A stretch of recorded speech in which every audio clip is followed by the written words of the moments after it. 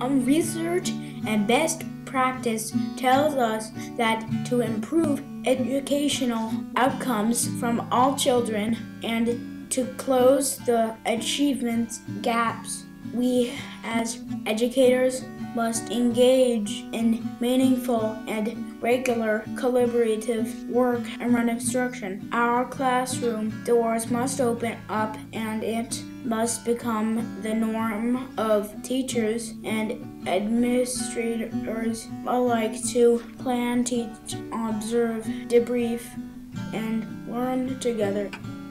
This is Arlene School, kindergarten through 8th grade.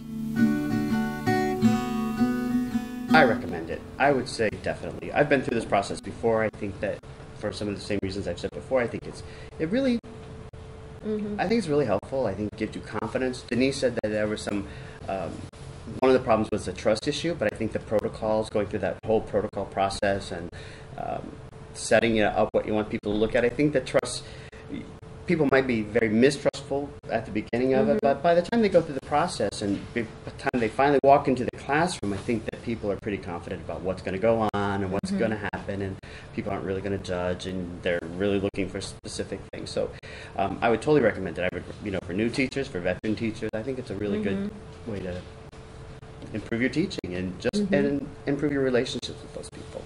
If you really want feedback and can be very specific as to what you want feedback on, I think it's a great way to do it, because, like these kids that I wanted them to observe, I had concerns about them, and what can you do to help me with them? Because I just, I've done this and this and this, and what else do I need to do now? And so it was a good discussion. This has really worked for some, but now I'm trying to reach a broader audience and trying to capture some kids who still haven't made it. What should I do? And it helps you kind of really problem solve, whether it's the instructional method or it's the delivery. There's something else I need to put on some chart paper, or it's the group I need to pull. I don't feel fearful about people coming into the classroom, and I used to feel shy about letting someone come in. And the only time someone would come in when it was the principal, and it was the evaluation and the continuance of my job and wanting to make my boss feel good about me as a teacher. And I feel like I can handle those situations with so much more savvy now because I have those regular conversations with a peer. I would highly recommend it. It's especially at buildings where you don't get to see other people teach, because you get so set that it's really nice to see another approach to something. And I'm always learning new things. I'm reading, and I love that opportunity to be able to see what somebody else is doing. I have my interpretation, but somebody else's interpretation might be pretty cool, and I could pull pieces out of that. Yeah. Or not, depends.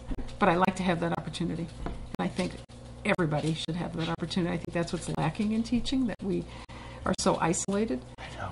And there's so many great teachers. Like, man, let's just go see what they're doing. I think there's the potential for that depending on the team and how much trust there is and what they actually want from it. And I think that you need to know what you want to get out of it before you go into it, and that might help. So if the administration is supportive of it and time is allotted, an appropriate amount of time is allotted for it, I would recommend it because it provides an opportunity to work outside your comfort zone. So often that's an incredible learning experience and provides opportunity to grow as a professional. And it's also a chance to see what your colleagues are doing and just to hear from them to get a different perspective on your own teaching. One of our biggest challenges was, if we're going to do a peer observation this year, what is our purpose? We need to have a clear and focused purpose on how it will improve our instruction. Our common problem of practice we identified is it was during writing. We observed each other during writing conferences, and what we wanted to see is, are the children who are not being conferred with on task during that time, and how independent are children during that that block of time during the writer's workshop and writing. And so we decided to do one-on-one observation. So there's 4 of us, and I observed one colleague. She came back and observed me. We decided to do this during our PE music time, so we didn't have to get a substitute. And we came up with a format, basically looking at how our children using materials independently, on-task behavior, level of noise, and conferring process. How many kids is the teacher getting to? Does it look like the conferences are being effective? You hear it again and again. It's such an isolating profession. And that's the very opposite practice that I think. It's a people profession. And we're in our rooms with the door closed, if you're, lucky enough to have a door, and you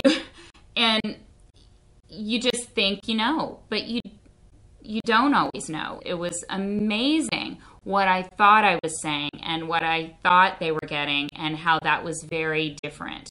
And it was so many ahas all along the way. I think another real positive of this is that it gives a team a chance to grow as a team and talk in a way that you can't if you haven't been in each other's rooms. Oh, today I did this and this and this. But if you saw me do this and this and this, you have a completely different appreciation, perspective of what you saw. And there's a way we can talk about that we couldn't if you hadn't seen it.